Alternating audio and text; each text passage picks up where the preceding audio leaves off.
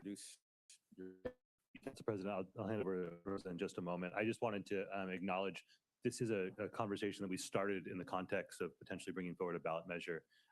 Upon digging in, we realized that what we aim to achieve can be done through updates to the municipal code. And given the city's financial situation, the budget challenges that we're having, we didn't want to unnecessarily spend on a ballot measure when we can do what we aim to do through this process instead. So what you are seeing and hearing today is the next step of the conversation that began as a potential ballot measure. And with that, I'll hand it over to Rosa. All right, let us know how much time you'll need. Thank you. Good morning, Chair Alcava and members of the Rules Committee. I'm Rosa Lasquaga, Deputy Chief of Strategic Initiatives, and I would need about 15 minutes. All right. On behalf of Council Member Elo Rivera, I'm here to present an update on the comprehensive campaign finance and ethics reform package for the City of San Diego. Today, we're here to talk about who city government actually works for. Our vision is simple: a San Diego that works for all San Diegans, not just those who are with the resources to hire lobbyists and fund campaigns. The goal of the ordinance is to rebuild trust by bringing real transparency to the money being spent to influence city decisions, and by removing the concern that lobbyists are paying for that influence. The problem we are addressing is that big money and corporations are having a bigger impact on city decisions than we are noticing. Wealth concentration is reaching historical levels, and with that, we are seeing an increase in political spending by the wealthy. What we're seeing in San Diego is that the well-funded interests are deploying the same tools used in electoral campaigns: paid media, targeted outreach, digital advertising, to shape how this council votes on policies.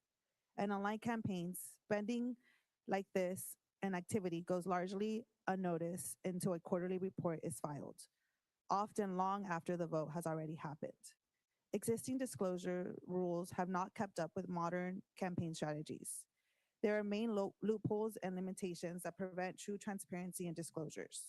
Millions of dollars are spent to sway city decisions through expenditure lobbying with no disclosure until long after the vote.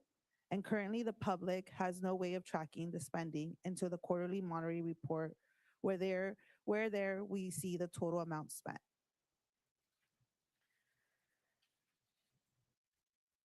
Everything we walk through isn't hypothetical. These are loopholes that are being used right now in San Diego, in real elections and in real city decisions. The mailers and digital ads that you see on this slide are real examples of expenditure lobbying campaigns targeting city decisions before this council. In some cases, the true source of funding in these mailers was never disclosed to the public. San Diegans received these communications and had no way of knowing who was actually paying to influence their opinion. Additionally, the same lobbyists who are paid to work the halls of City Hall and influence elected officials are also funding and donating to those officials' campaigns. By this loophole, lobbyists are playing both sides of the fields. This ordinance proposes two targeted approaches and reforms. First, real-time disclosure of expenditure lobbying so that the public knows who is spending money to influence city decisions, while those decisions are still being made. Second, a ban on lobbyist contributions to elected officials and candidates, so there is a clear enforceable wall between lobbying activity and campaign finance.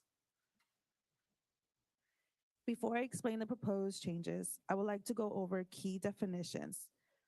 Under existing San Diego Municipal Code, an expenditure lobbyist is anyone spending $5,000 or more per quarter on indirect lobbying activities like PR, advertisement, media relations, or public outreach designed to influence a municipal decision.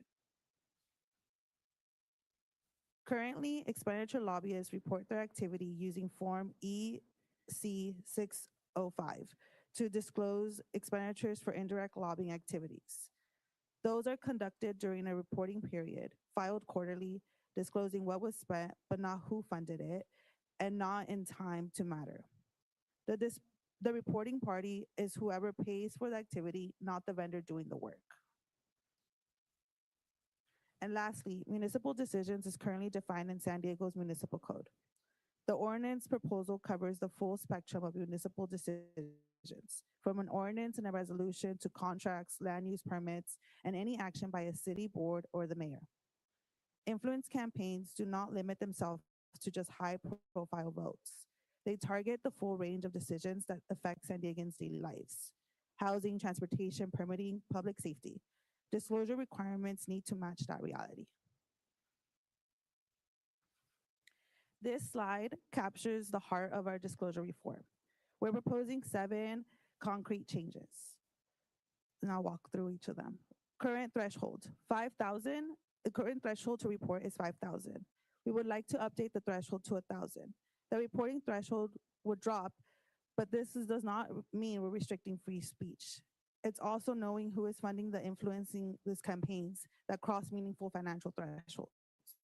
Our proposal lowers that threshold to 1,000 to close the gap between what's happening on the ground and what is being reported. Currently, there's no registration requirement for expenditure lobbyists. We're adding a registration requirement for expenditure lobbyists, which will also create a cost recovery for the city clerk's office. We would like to transition the quarterly disclosure report form EC-605 to 24-hour reporting. This is in line with the city's campaign finance requirements. Form EC-605 Schedule A city decision discloses who paid, but not the funding source and pass-through of what was paid for. We believe this form should require to disclose the true source and who they paid and what for. On communication disclosures, we're currently, when they're filing, there is the communication behind the proposed committee or not the true funders behind the committee. So we propose changes will require top 5 funders disclose on all public communication. Currently, local rules do not require AI disclosure on the communication sent to the public. Changes will require disclosure on AI generated or AI altered content if images are altered and used to send to San Diegans. Lastly, there's no transparency requirement or record keeping of communication sent to the public from expenditure lobbyists. The proposed changes will require a copy of all public communication be filed with the city clerk. These changes mean that the public will be able to have actual numbers of what's the real campaign behind influencing them. We're not inventing something new. Every element of the proposal draws on frameworks that already are working elsewhere. Arizona voters passed Proposition 211, the Voters' Right to Know Act, requiring disclosures of true source of political spending. Rhode Island and Los Angeles already require top funder disclosure on public communications. California AB 2355 established AI disclosure requirements in political communications. And of course, our own municipal election campaign control ordinance already requires rapid disclosure for campaign spending. We're simply applying those same standards to expenditure lobbyists. A gap that's existed for too long and updating existing disclosure rules that have not kept in pace with modern campaign strategies. This is what accountability looks like in practice. Under this proposal, any public communication paid for by an expenditure lobbyist would have to carry a disclosure identifying the top 5 funders by name and dollar amount, right on the communication itself. No more paid for by a committee with a generic name. San Diegans would know exactly whose money is behind the message before they decide how to respond to it. Los Angeles already requires a copy of all public communications to be filed with their Ethics Commission, creating a searchable public archive of influence campaign materials. We're proposing the same for San Diegans, to file with the city clerk. This is a basic accountability, and if you're spending money to influence a city decision, the public should be able to see what was being sent. The current San Diego Municipal Code does not prohibit registered lobbyists from making campaign contributions to the officials they lobby. The County of San Diego prohibits it, the State of California prohibits it, the City of San Diego is the exception and the gap that we need to close. Both the county ordinance number 9889 and the state's government code already prohibit lobbying campaign contributions at their respective levels. The legal framework is well established and the city's municipal code hasn't caught up yet. Today, we're asking the Rules Committee to direct City Attorney's Office to draft that language that finally closes that loophole. Thank you. The requested actions for this item is as follows.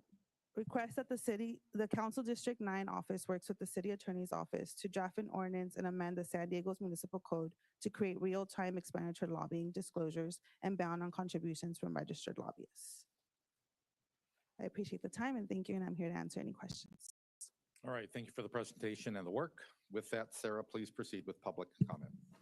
Thank you, Chair. We've received 3 speaker slips here in the committee room to speak to item number 6. Each speaker will have 1.5 minutes. We'll begin testimony with Max Schmidt. Please approach the lectern. Max Schmidt. Our next speaker is Wee Tran.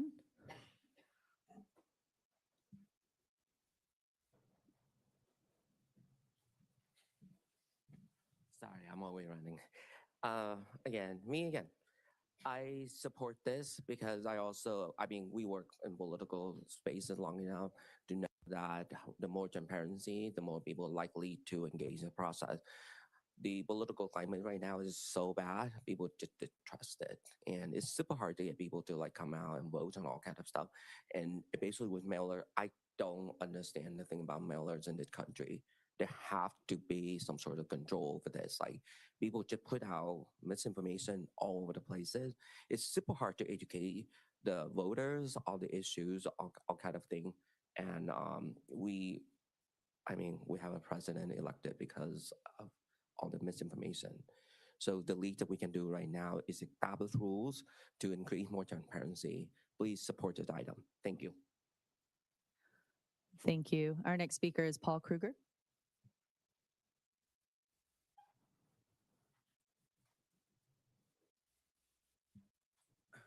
Thank you.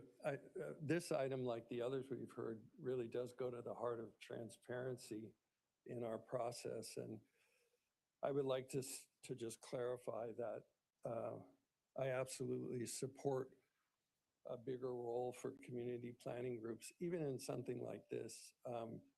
For 6 years, there has been an effort to actually do away with planning groups, or certainly minimize to the extent that this council, too many of you, and the mayor can, instead of taking the approach of expanding their membership. As to this particular item, I think all of us support any changes that increase transparency and public disclosure of work done by lobbyists. I specifically support the true source and top 5 funding proposals.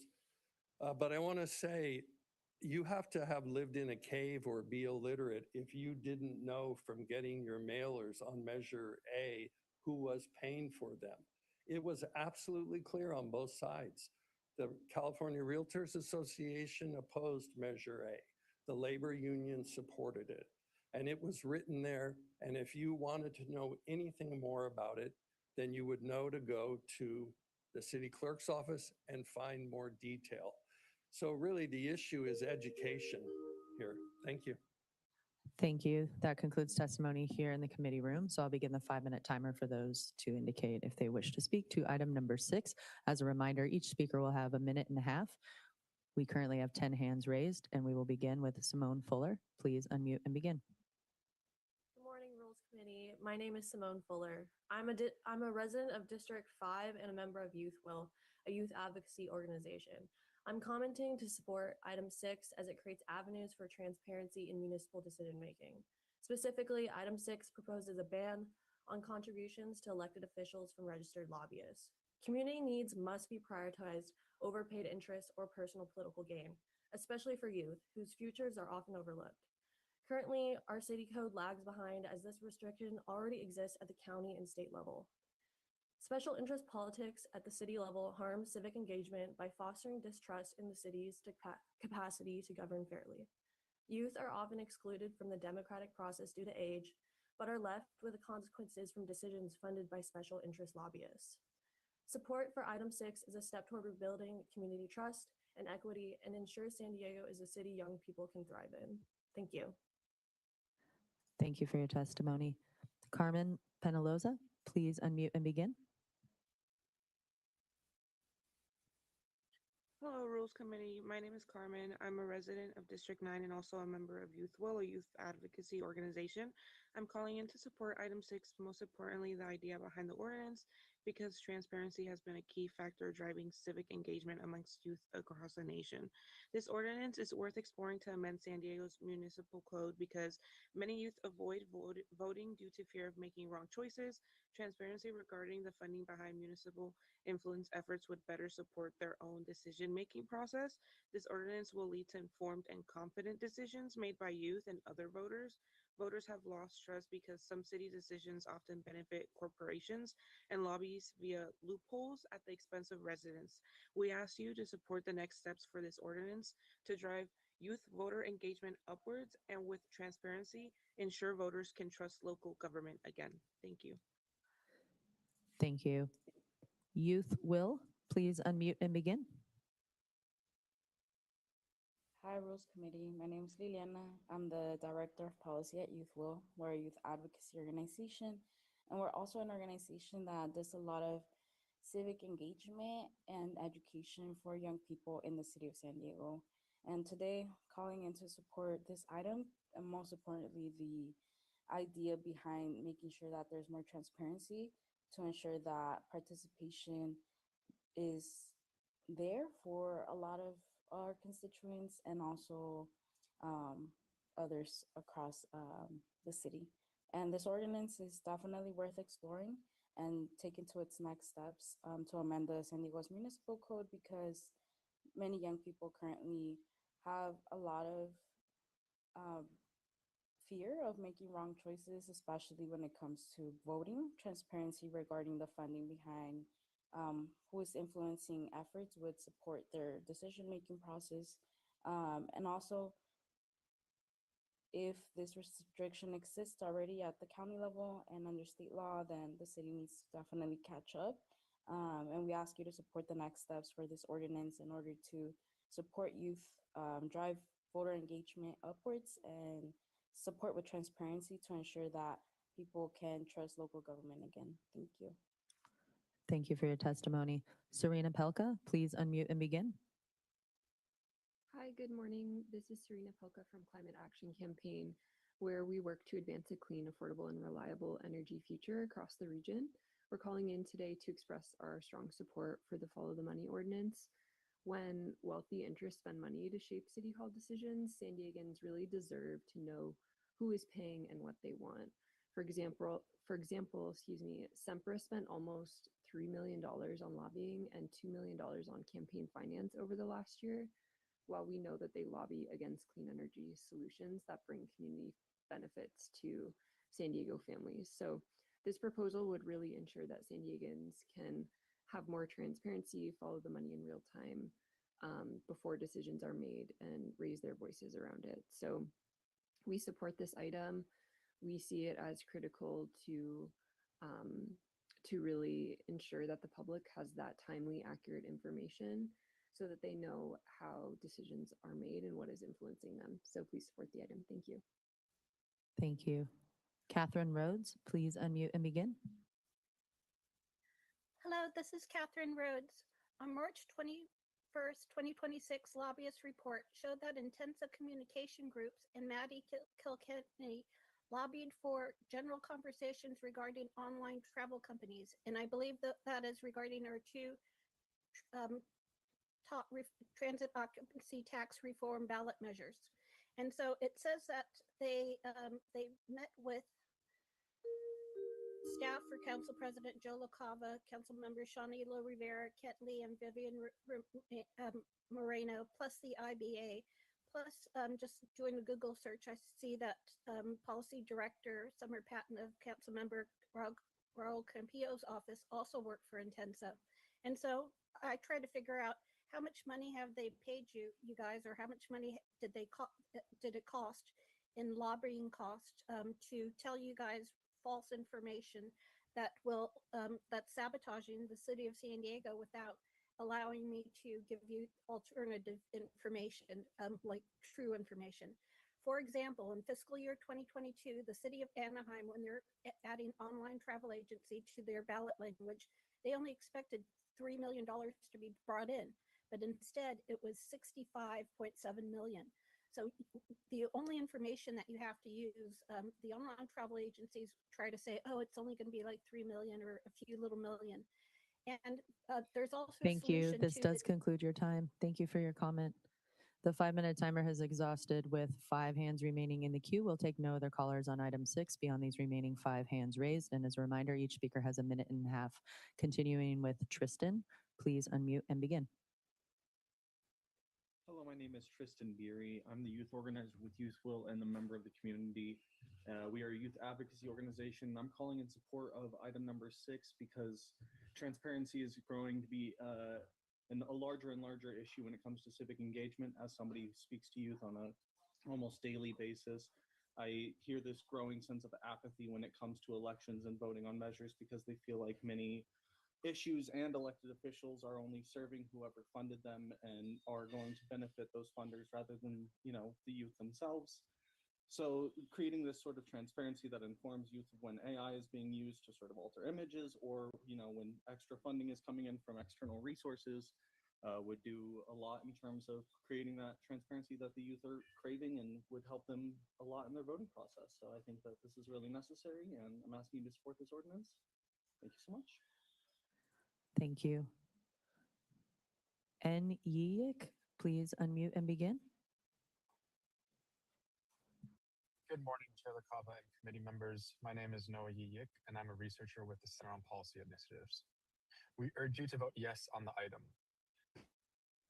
Amendments advance transparency around who's influencing city decisions by sharing real-time information about who's funding campaigns and banning contributions from registered lobbyists.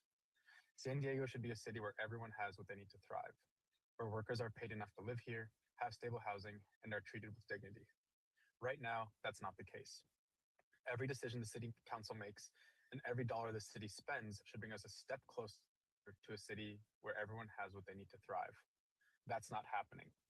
Instead of closing that gap, some elected officials are working to make this city more profitable for corporations and the wealthy who use their money to shape city decisions behind closed doors.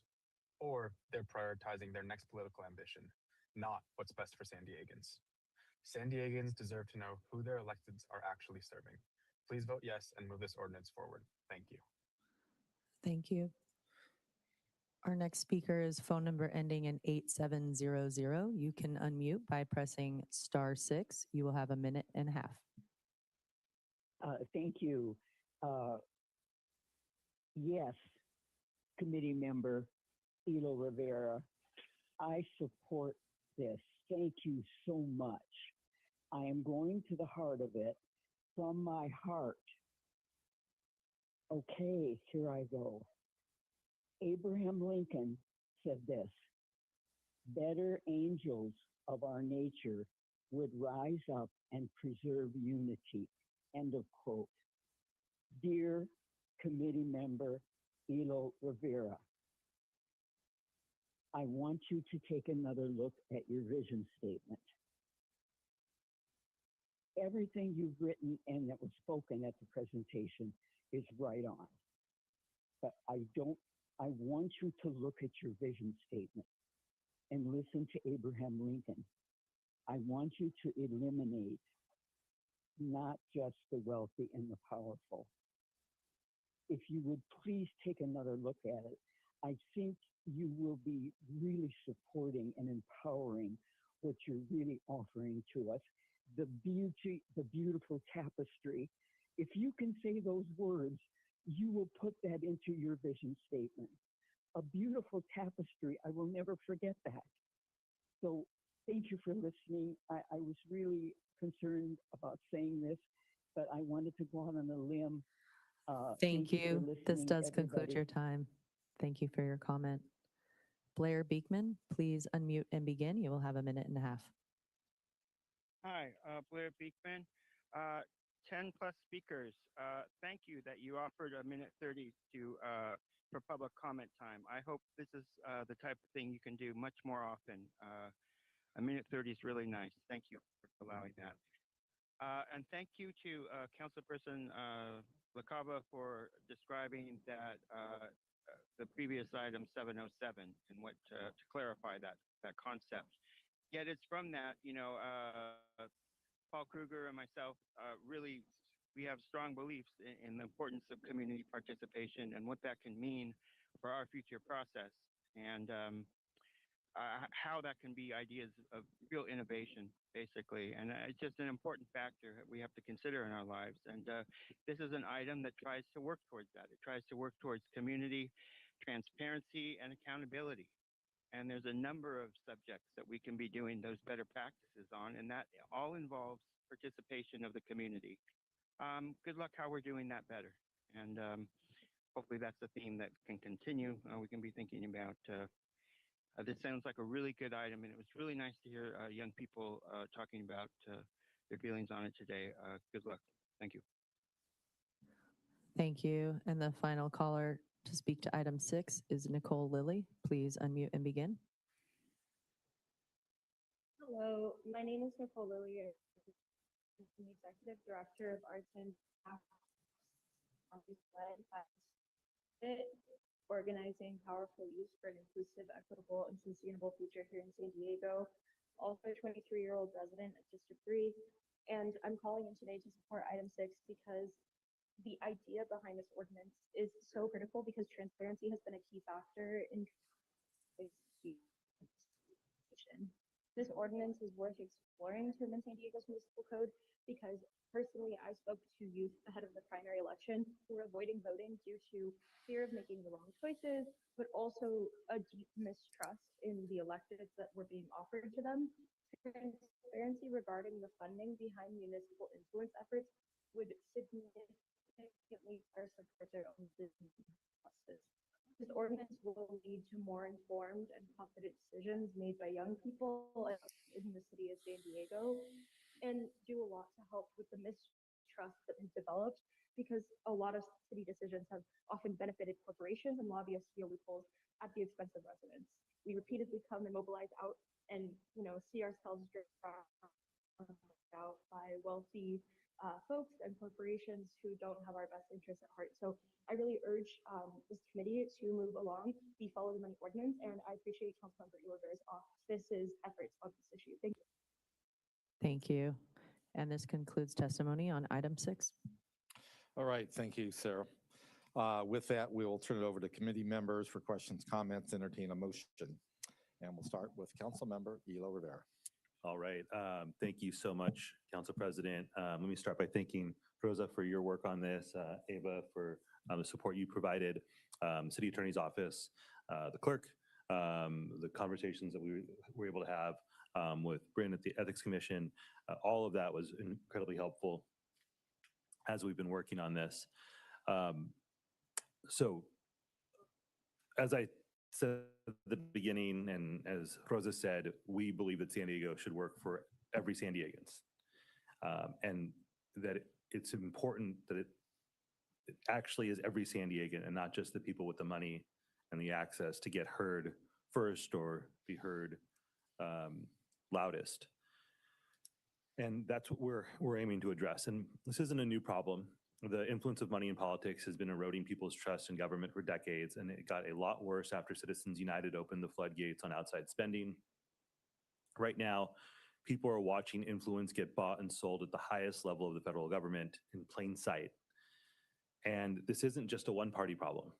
If we're serious about confronting corruption and an economy that too often works for the wealthy and well-connected and nobody else, then we have to be willing to look at the role of money in all of our politics. And we don't get to make that case everywhere else and not apply it to ourselves. And all of that, all of those conditions create a headwind for us building trust in government at every level, including here at City Hall. People already believe the game is rigged because it is. And whether or not that's true in any specific case, the fact that San Diegans can't see who's spending to influence the decisions made in this room is exactly the kind of thing that convinces people that things aren't on the up and up. But I also want to make sure that I name something, because this is really important to me. This isn't about my colleagues. This isn't about you all. In fact, I've watched people up here make really hard principle votes. I think about Councilmember Moreno and Councilmember Lee's commitment to housing. And that coming from a place of real principle and a desire to see people have a future living in this city. And then those decisions get presumed to be based on something besides that commitment to values. And that has a corrosive effect on our politics and our city and our ability to get things done. So the problem isn't the people in this room, it's that the most consequential spending to influence what happens in this room takes place in ways that the public can't see. And when that happens, the effect isn't abstract. There are people who are negatively impacted by that. There's the low-wage workers who are fighting to earn enough to keep a roof over their head and food on the table, but have the public's opinion shaped by multi-billion-dollar entities' efforts to scare San Diegans into believing that decent pay for everyone will make their lives worse. There are the renters who show up to City Hall to ask for a policy that would help them stay in their home, only to watch hundreds of thousands of dollars get spent on mailers designed to confuse and scare people before the policy debate even starts. It's small businesses trying to compete on a level playing field with companies that can outspend them hundreds of times over before a single vote is cast. And it's the young people that we heard from, some of whom we heard from today, who want a future in this city and are watching the policies they're counting on get shredded by lies they don't have the resources to fight back against. These folks show up, they do what they're told they're supposed to do, they engage in the process, and too often they are playing from behind because the other side had the resources to tilt the playing field before the game even started. And that's what we're aiming to fix.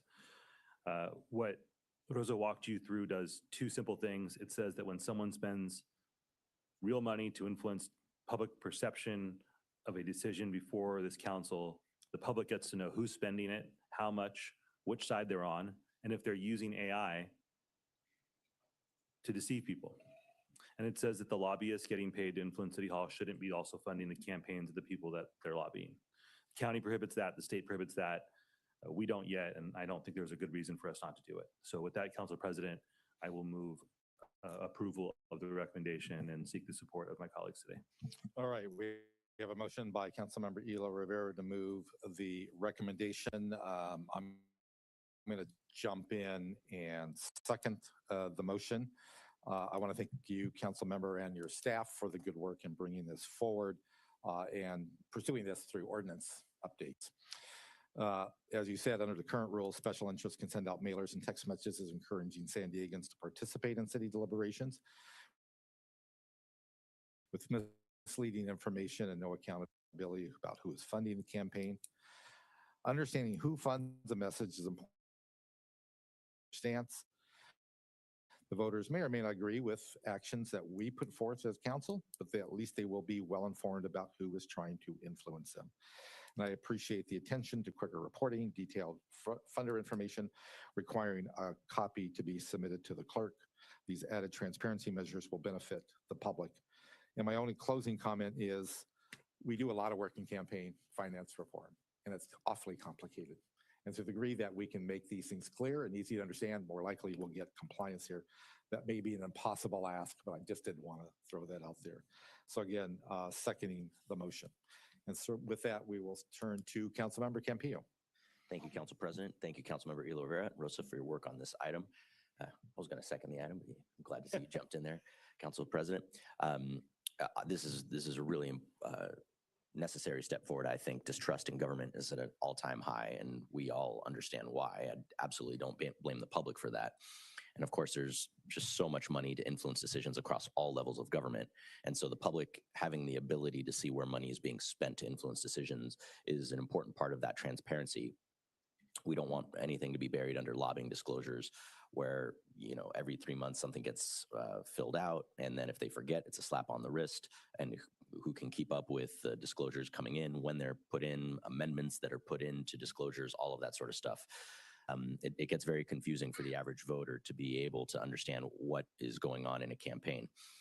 And also in a time when misinformation is rampant, people need to be able to verify that information directly for themselves. So it's an important step in the right direction. And as part of this work, I'm also interested in seeing how efforts to close a lot of the loopholes can lead to different types or more sophisticated types of spending. Sometimes a good intentioned idea ends up leading to something else. As Councilmember Elo Rivera pointed out, Citizens United just opened up Pandora's box in the worst of ways.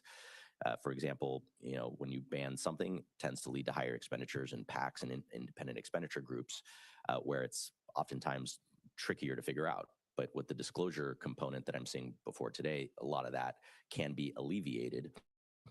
And I'll have a specific question on that in a minute. There were a few references in the presentation and staff to reports to other cities, and when this comes back to full council, I'd be interested to see what we learn from them. I do have a suggestion while your office is working on this ordinance. The current definition of organizational lobbyists, it's defined as a group or organization that makes 10 or more lobbying contacts to influence a municipal decision within a 60-day period.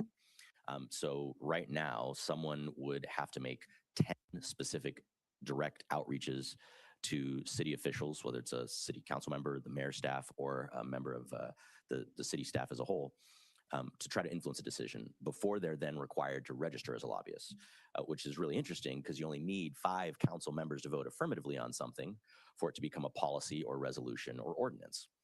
Or you could contact all 9 council members and still not be required to disclose that lobbying activity because the number threshold is 10. Someone with millions of dollars on the line right now can have their director of government affairs speak to every single council member. And then on day 61, meet with the mayor staff. And because they didn't have 10 contacts within 60 days, they don't have to disclose anything. And furthermore, with the proposal to ban lobbyists from donating, which I agree with, there's individuals who are indeed lobbying, but because of that threshold, they would be able to lobby and still able to donate to campaigns because they did not reach that 10 active outreaches with outreach actions within 60 days.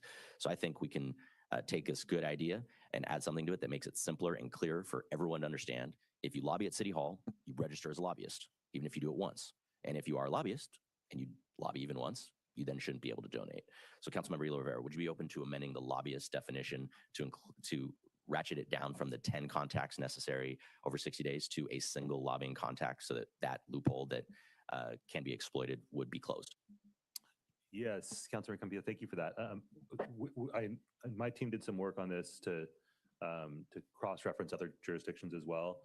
We see that LA applies the definition to someone who employs someone who spends 30 compensated hours within 3 consecutive months. San Francisco has 1 paid contact. So yes, I think we want to make sure we have the right details in there, that we don't unintentionally burden the wrong sort of person when we craft that language. But the general idea of making sure that folks aren't gaming the system in the exact way that you just described, absolutely, that's something that we'll work on before this comes to council. Okay, I appreciate that.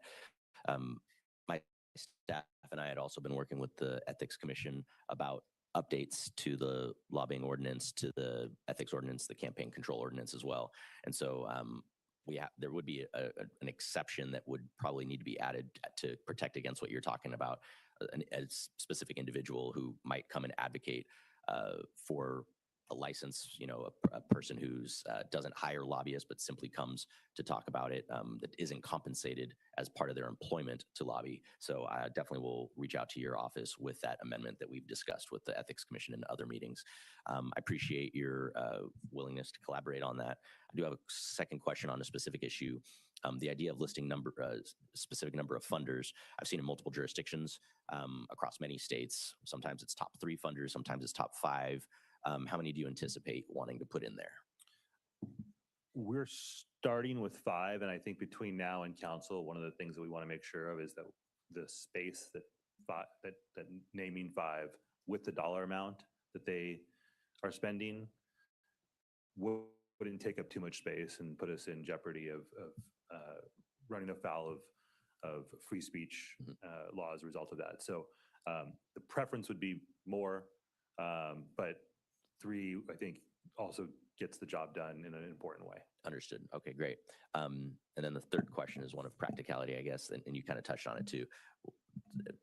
Mail and television ads are obviously easier because of the amount of space. Text messages, are compact and other sorts of things. Have you thought through the details on which media of advertising you would apply a specific threshold to, or would it be the same for all types of political communications? I think we want to start from a place of applying that higher standard across the board, and then if it's impractical in certain modes of communication, then tailoring it accordingly.